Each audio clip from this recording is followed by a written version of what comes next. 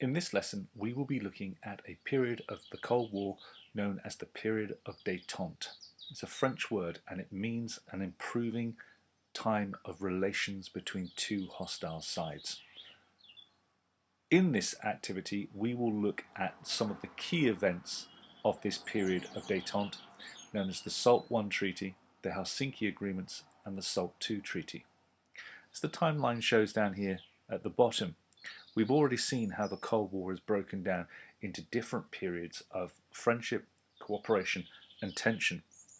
The cooperation during the war, and then how the relationship unraveled, how things improved after the death of Stalin, how they got bad around the Cuban Missile Crisis, and then again in the late 1960s and through the 1970s, how they improved during this period of détente.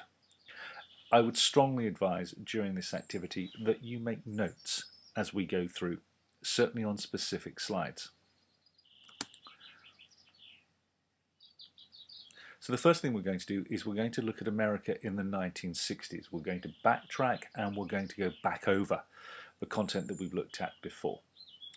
As we go through this, I would suggest that you jot down a few bullet points, maybe 1 or 2 words per paragraph. So firstly, the United States in the 1960s. Throughout the 1960s, the Cold War continued. We've seen this with the Cuban Missile Crisis. President Kennedy was assassinated in 1963, and this led him to being replaced by his Vice President, Lyndon Johnson. He's down here on the left. He decided to take a tougher line against communism and massively increased US efforts to stem the expansion of communism in Southeast Asia, the containment of communism. This would lead President Johnson to becoming embroiled in the Vietnam War. Now, you don't need to know a great deal of detail about the Vietnam War, it's not on the specification, but you do need to understand that it was going on and it was a major event in American history. In the same way as the USA did not involve itself in Eastern Europe in 1956 during the Hungarian uprising, nor did the Soviet Union become involved in the United States sphere of influence in Southeast Asia. There was an understanding between both sides to keep out. President Johnson also carried on President Kennedy's plans to place a man on the moon by the end of the decade and escalate the Cold War by taking the rivalry between the Americans and the Russians into space. This would become known as the space race. But President Johnson failed to win in Vietnam, and this would lead him to being replaced by President Nixon, over here on the right, who made it his priority to end the Vietnam War and rebuild relations with both Russia and China, both of whom now wanted friendlier relations with the Americans. But interestingly, the Russians and the Chinese did not want good friendlier relationships with each other. So we now have the emergence of China. Russia in the 1960s. Throughout the Cold War in the 1960s, it continues for Russia. Khrushchev's failure to win the Cuban Missile Crisis would add to the problems he faced at home, with both the Russians' economy and agricultural sectors failing to keep up with the Americans. In 1964, he was toppled from power and replaced by Leonid Brezhnev. Brezhnev was a hardline communist who did very little to reform or change the Soviet Union. But he did clamp down on Eastern European countries who believed that the Soviet Union was becoming weaker. We saw this with the Prague Spring. He was determined to defend the Soviet Union and threatened Eastern Europe with his Brezhnev doctrine, a kind of Truman doctrine in reverse. When Czechoslovakia, as we said, took reforms too far in 1968, he would invade that country and end the so-called Prague Spring. In doing this, he would also fall out with China, the other great communist country. This cooling of relations between the Soviet Union and China had started way back earlier in 1956, when Khrushchev had denounced Stalin. Mao, the Chinese leader, did not agree with this policy and additionally believed that he was now the leader of the communist world. This would lead to deteriorating relations between Russia and China. This breakdown in relations would become known as the Sino-Soviet split. Both sides would come close to war, and consequently both sides now alone would seek friendlier relations with the Americans and the West. This process was known as Detente. The 1960s would also see the Soviet economy start to stagnate, whilst the US economy would be starting to boom. In 1969, the Russians would have to concede defeat in the space race by failing to beat the Americans to placing a man on the moon, despite clearly being ahead in the conquest of space at the start of the decade. So, what do these two have in common? Well, firstly, on the left, we have a panda. And the panda became the symbol of what was known as panda politics during this period of Detente. Any country that was friendly with China during this period would be rewarded by the Chinese by the gift of pandas. The London Zoo ended up with 2 pandas because the British started making friendly moves towards the Chinese. On the right, this is the mission badge from the Apollo-Soyuz mission in 1975.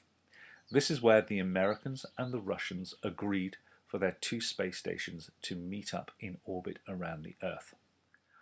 Both of these show the cooperation in this period known as Detente. But instead of it being cooperation between 2 countries, the Russians and the Americans, we now also need to consider the role of the Chinese. So Detente, a French word, it means a relaxation in tensions between the 2 sides.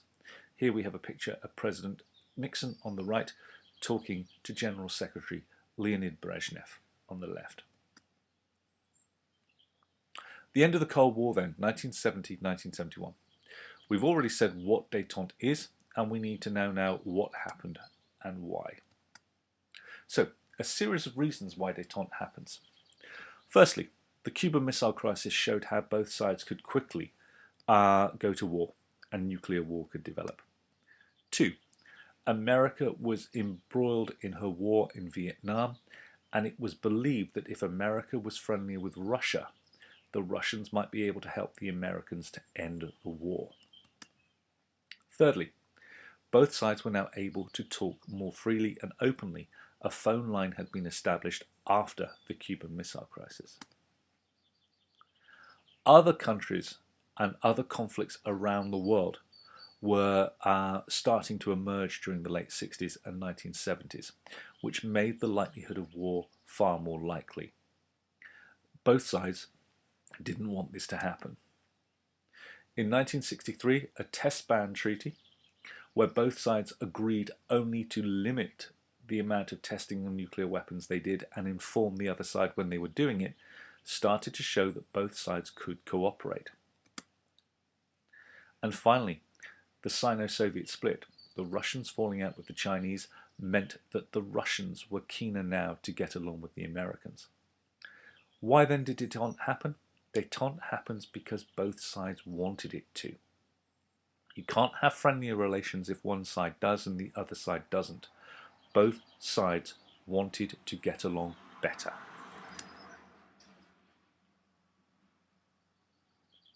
The arms race since World War II had led to both the Americans and Russians creating enough weapons to destroy the world several times over. The Cuban Missile Crisis brought the world to the brink. This scared everyone. During the 60s and 70s, Soviet and American leaders tried to ease tensions in their relationships. As a result, 2 important treaties were signed by the end of the 1960s. We've already talked about the Limited Test Ban Treaty. In 1967, both sides agreed to stop taking weapons into space. Part of the space race, putting rockets into orbit or putting a rocket to the moon, meant in theory you could take weapons into space. In 1967, both sides agreed that they wouldn't do this. This would prevent war, hopefully, and also save an awful lot of money. In 1968, they also agreed on the Nuclear Non-Proliferation Treaty. That said in 1968 that any country that had nuclear weapons at this point would not share that technology with any other country.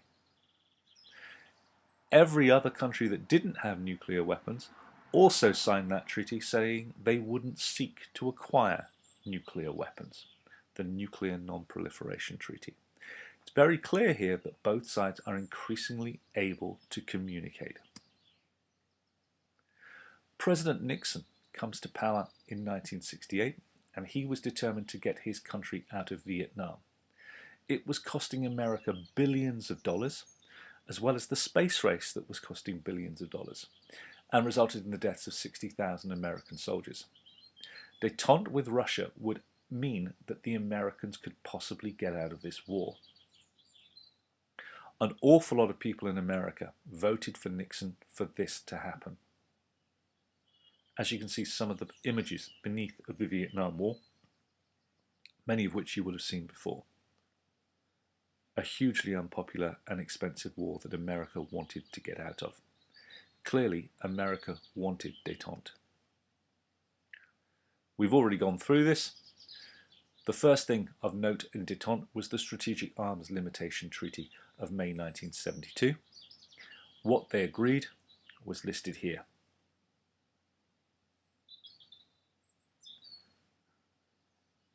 Both sides would limit the amount of missiles they had to shoot down other missiles.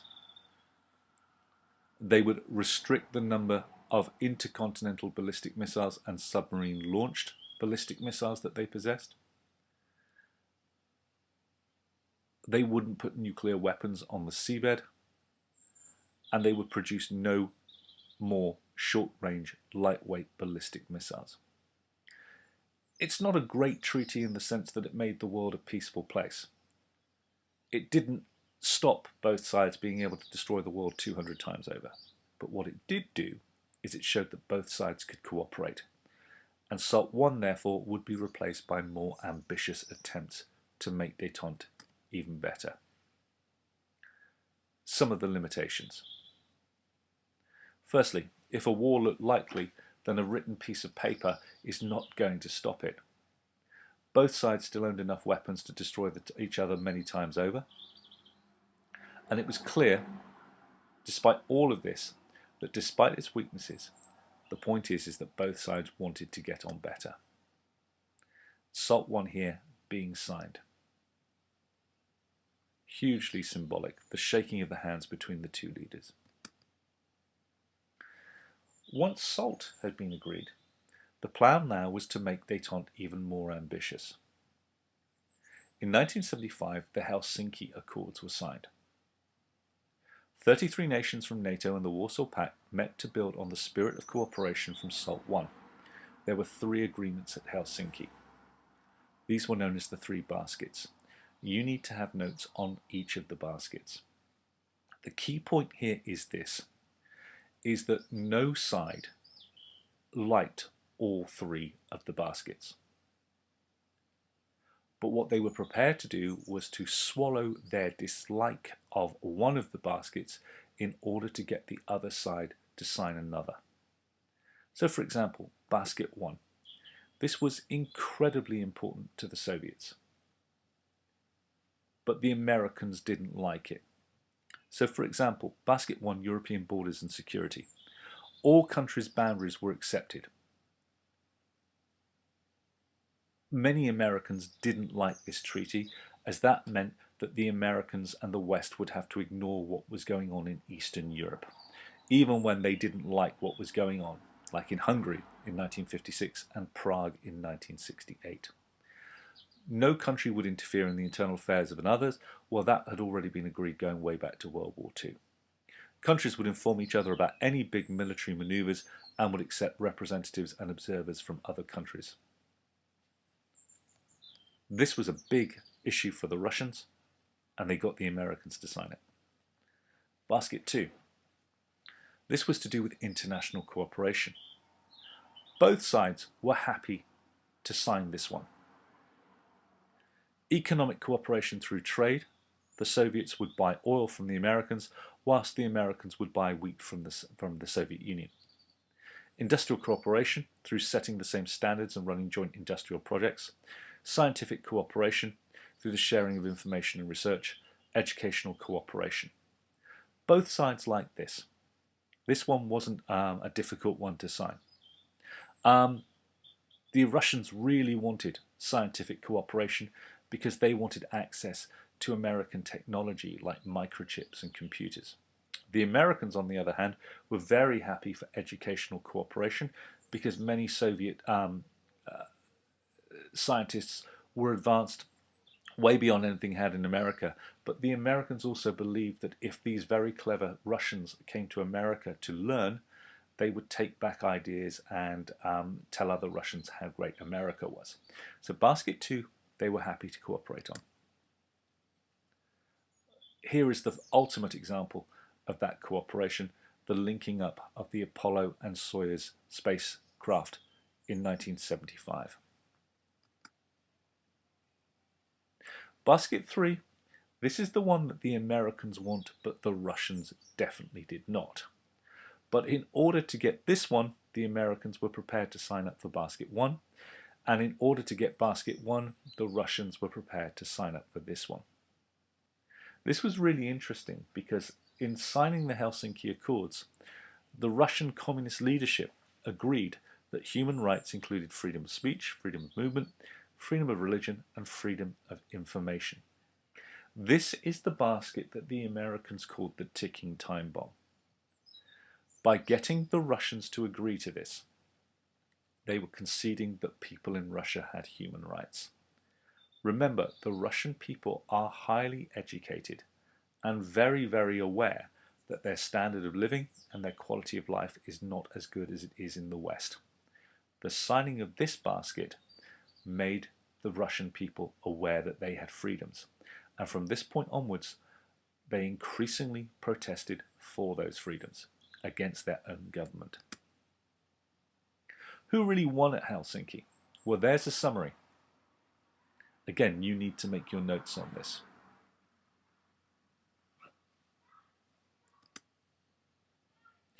Once this was done, SALT II was brought about.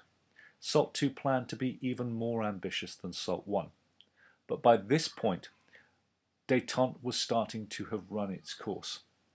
The Americans were out of Vietnam. Therefore, they weren't that needing of Russian support anymore.